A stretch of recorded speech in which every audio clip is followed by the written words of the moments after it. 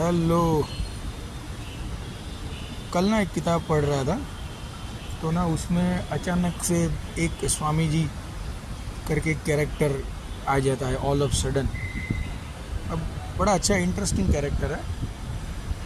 तो उसके और उसके बिलीवर में, उसके भक्त में एक डिस्कोर्स दिया हुआ है। 2-3 डिस्कोर्स है, उसमें से जो पहला डिस्कोर्स है उसके बारे में बात करता हूँ मैं, फिर बाकी के डिस्कोर्स बताऊँगा आपको।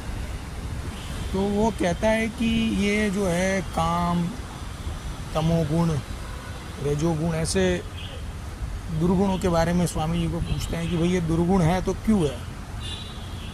तो स्वामी जी बहुत इंटरेस्टिंग रिप्लाई करते हैं कि ये किसने कहा ये दुर्गुण है, अनिष्ट है।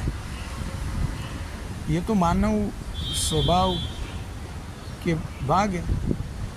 जैसे कोई आदमी बदतमीजी करता है तो आपको गुस्सा आना है, तो ज़रूरत पड़ेगी वहाँ आप करेंगे गुस्सा। काम के बारे में ऐसा है, सेक्स इज़ व्हाट, इट्स उसी से तो प्रकृति चल रही है, ये सृष्टि। रिप्रोडक्शन जिसको हम बोलते हैं, नई जनरेशन से आ रही है पीढ़ी दर पीढ़ी। तो सब कुछ अपने अपने हिसाब से ज़रूरी है। तो इसको आप उस तरीके से नहीं दे सकते, ये हमारे ह्यूमन बिहेवियर का हिस्सा है। But how we put it into usage, उसकी एप्लीकेशन क्या है, उस पर उस जो उसकी इंटेंसिटी क्या है, उस पर सारी चीज़ें फिर डिपेंड करती है, अच्छी बुरी।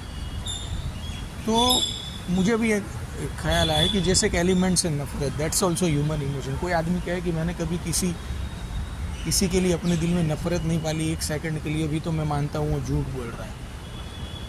But the very very critical elements जो है ना वो नफ़रत के साथ ये है कि आप किसी से इतनी नफ़रत मत पाल लो कि आप धीरे धीरे धीरे धीरे वही कैरेक्टर बन जाओ जिससे आप नफ़रत कर रहे हैं। तो कोई मतलब नहीं रहेगा फिर,